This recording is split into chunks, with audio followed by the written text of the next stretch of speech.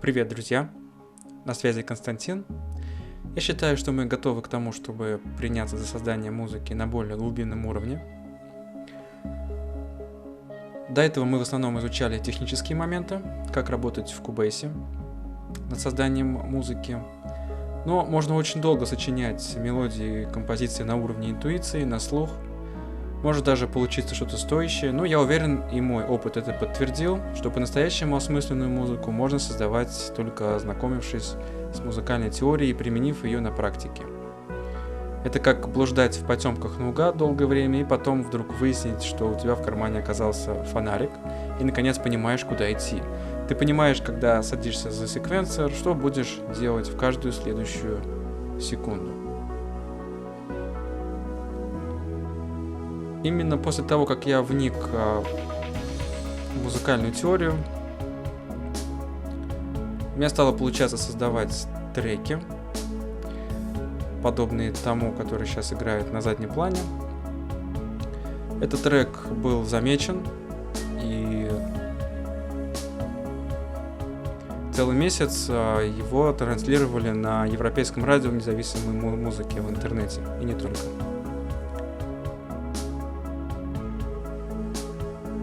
Поэтому я решил начать новую тематику на канале, а именно, каким образом можно применить даже поверхностные знания в музыкальной теории и теории гармонии в своей сочинительской деятельности.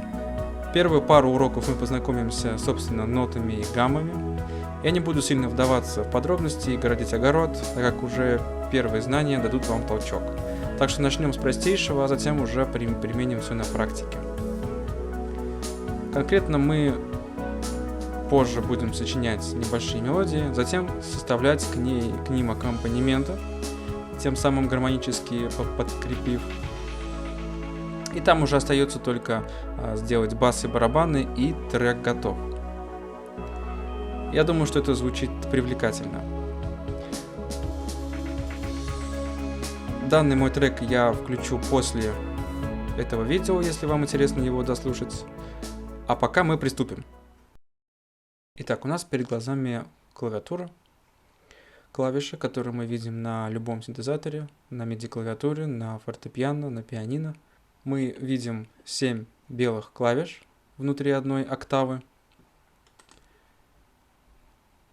и несколько черных клавиш между некоторыми белыми клавишами. Итак, октава – это интервал, который строится от любой ноты. Вообще давайте договоримся на том, что любой интервал строится от любой ноты. Так вот, октава – это интервал 12 полутонов.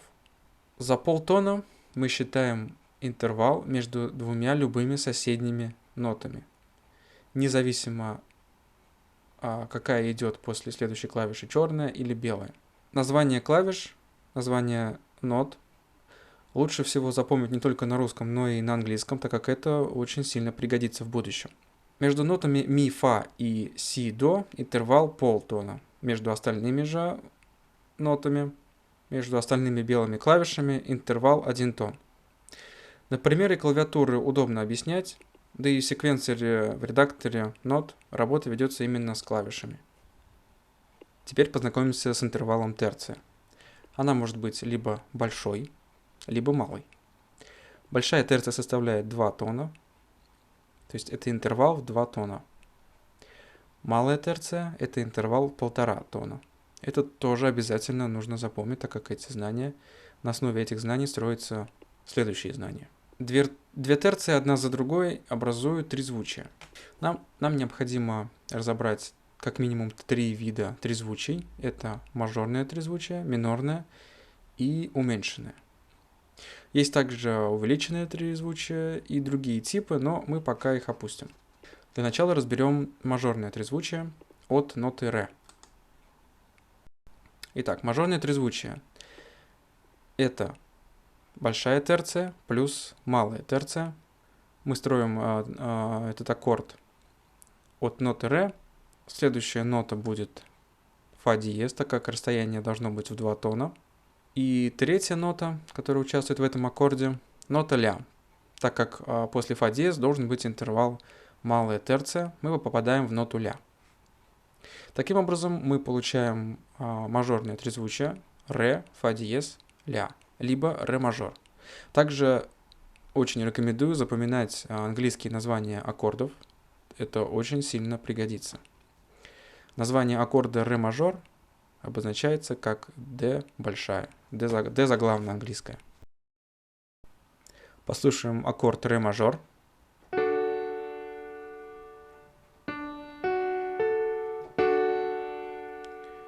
Он звучит бодро и весело, в отличие от аккорда ре минор. Давайте построим теперь минорное трезвучие от ноты ре. Минорное трезвучие строится на основе малой терции в начале, то есть от ре отсчитываем малую терцию, попадаем в ноту фа. И от ноты фа отсчитываем большую терцию, попадаем также в ноту ля. И тем самым мы получаем минорное трезвучие ре минор, либо по-английски он обозначается как DM, и состоит из нот ре, фа, ля. Послушаем.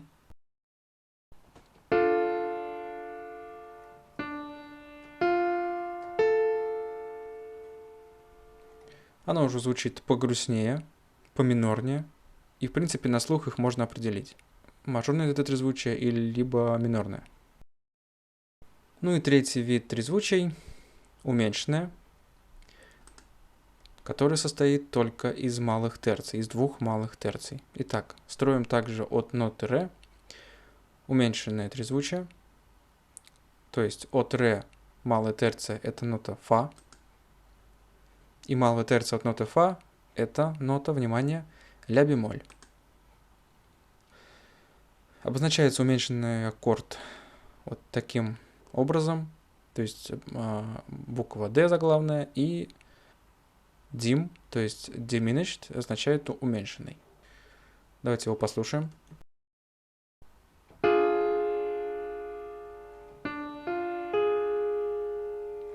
Оно относится к категории диссонансов из-за присутствия в нем интервала уменьшенной квинты, то есть ре, ля бемоль.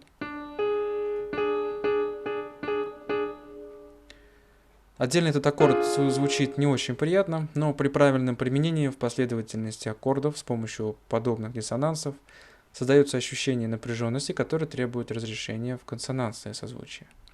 Так что у любого аккорда есть свое призвание, и лишних не бывает. Итак, теперь познакомимся с гаммами. Можно сказать, что гамма – это палитра, состоящая из определенных цветов, то есть нот, которые составляют общую картину, то есть музыкальное произведение. Видов гамм очень много, мы разберем наиболее распространенные, которые используются чаще всего. Это мажорная и минорная гамма. Состав гаммы определяется интервалами между ее ступенями. Всего ступеней 7 в гамме. 8-я ступень – это то же самое, что и первая ступень, то есть отсчет начинается снова. Сначала рассмотрим мажорную гамму. Римскими цифрами я здесь обозначил сами ступени, а арабскими цифрами между ними интервалы между ступенями. Построим мажорную гамму от ноты ре, учитывая указанные интервалы.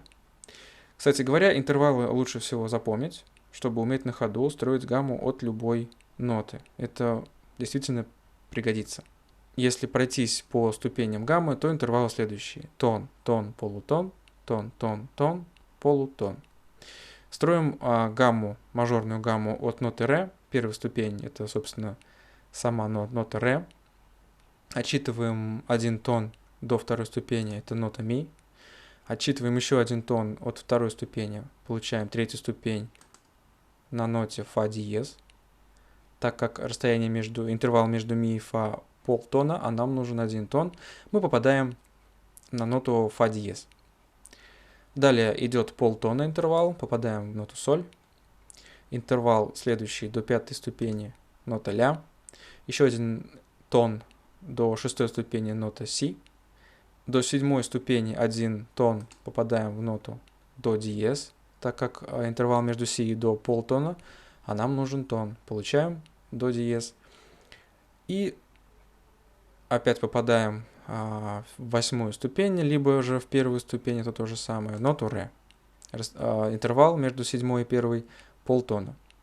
И получили в результате мы такой состав мажорной гаммы: ре, ми, фа диез, соль, ля, си, до диез. И прошу не путать понятие гамма ре мажор, который состоит из 7 ступеней и аккорд ре мажор, который состоит из 3 нот, то есть это трезвучие. Это разные понятия, прошу не путать. Теперь строим минорную гамму. У минорной гаммы интервалы другие, их также нужно запомнить. Тон, полутон, тон, тон, полутон, тон, тон. Итак, строим минорную гамму от ноты ре. Между первой и второй ступеней 1 тон попадаем в ноту ми. Далее идет интервал полтона, нота фа. Далее интервал 1 тон, нота соль, четвертая ступень. Между четвертой и пятой 1 тон, нота ля. Между пятой и шестой полтона, внимание, попадаем в си бемоль. И между шестой и седьмой ступенью 1 тон попадаем в ноту до. И между седьмой и восьмой, либо первый, интервал 1 тон, попадаем в ноту ре. В результате получили такой состав минорной гаммы: ре, ми, фа, соль, ля, си бемоль, до. Таким образом, любая композиция, за некоторым исключением, строится в пределах одной гаммы, то есть тональности. Конечно, случаются повышение либо понижение ступеней на полтона, а также переходы в другие тональности, но мы пока их трогать не будем. Представим ситуацию, что каждая композиция не выходит за пределы тональности для простоты. Также уточним, что гамма – это звукоряд, то есть проигранные по порядку ноты с соблюдением нужных интервалов. Но про композиции обычно говорят, что они в определенной тональности. И стоит уяснить, что гамма ре мажор строится в тональности ре мажор. То есть, опять же, для простоты приравняем тональности гамму на первое время. Потом же вы в любом случае осознаете разницу между этими двумя понятиями, пока же примем их заодно. Идем далее. Для каждой тональности характерен состав доступных трезвучий. И в мажорной и минорной этих трезвучий 3 мажорных, 3 минорных, 1 уменьшенное. Это независимо от того, какая тональность. В любой тональности одна и та же картина. Разберем по порядку. В каждой тональности нам доступно 7 нот. И только из них можно строить трезвучие. Держим в уме, что мы не берем в расчет повышение и понижение ступеней. Итак, идем по гамме ре мажор. От первой ступени в тональности ре мажор мы получаем мажорное трезвучие. Так как тональность мажорная, то и первые трезвучия от первой ступени также мажорные. Это тоже можно запомнить. С учетом того, какие ноты нам доступны, давайте построим все доступные нам трезвучия внутри каждой тональности. Итак, рассматриваем тональность ре мажор. Первое трезвучие — это ре мажор. Опять же, смотрим на название, на английские названия аккордов. Это очень сокращает время и улучшает понимание названия вообще аккордов, их классификацию. Итак, 1, 3, 5 ступени, этим образуются мажорные трезвучия от первой ступени. Идем ко второй ступени. Мы получаем трезвучие: минорный аккорд, ми минор, ем. Это если по-английски. Идем дальше. Следующая ступень, третья в ре мажорной гамме, это фа диез. Какой аккорд мы получаем? Фа диез минор. Фа диез минор. Он состоит из 3, 5 и 7 ступени. Если забыли, что такое мажорное и минорное трезвучие, идем в начало этого видео. Потому что эти понятия нужно хорошо для себя уяснить, чтобы идти дальше. Итак, от третьей ступени мы построили фа диез минор. Идем дальше. От четвертой ступени строим мажорное трезвучие, соль мажор. От пятой ступени мы получаем мажорное трезвучие ля мажор.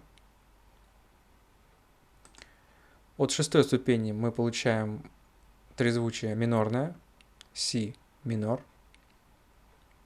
Оно состоит из ступеней шестой, первый, третий. То есть мы уже пошли по второму кругу, так как я сказал, после седьмой ступени опять начинается первая. Мы возвращаемся в главную ноту данной тональности, так называемую тоника. Ну и от седьмой ступени мы получаем уменьшенное трезвучие. Опять же вспоминаем из начала видео, что такое уменьшенное трезвучие. Это то, которое диссонансное. Итак, в результате мы получили внутри мажорной гаммы 3 мажорных трезвучия: ре мажор, соль мажор, ля мажор, 3 минорных трезвучия: ми минор, фа диез минор, си минор и одно уменьшенное: до диез уменьшенное. Прослушаем их. Итак, идем по гамме ре мажор. Ре, ми, фа диез, соль, ля, си, до диез, ре.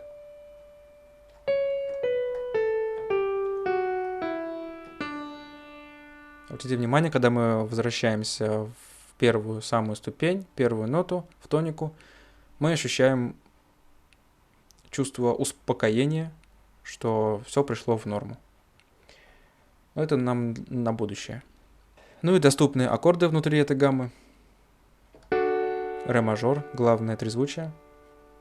Ми минор. Фа диез минор. Соль мажор. Ля мажор. Си минор. До диез уменьшенный. Ре мажор. Теперь разберем минорную гамму и какие доступны в минорной гамме аккорды. Самое первое трезвучие, самое главное, так как гамма минорная, то и первый аккорд, первое трезвучие будет минорным. Ре минор. Ре, фа, ля. Следом идет уменьшенное трезвучие от ноты ми. Далее получаем мажор, фа мажор от третьей ступени. От четвертой ступени мы получаем минор, соль минор. Опять же, мы опираемся на те ноты, которые доступны в данной гамме. А какие ноты доступны, мы уже смотрели в начале видео. От пятой ступени мы получаем ля минор. От шестой си бемоль мажор. И от седьмой ступени получаем мажорный аккорд до мажор. Ну и следующий опять будет ре минор. Мы возвращаемся в тоническое трезвучие. Прослушаем их. Итак, идем по гамме ре минор. Ре, ми, фа, соль, ля, си бемоль, до, ре.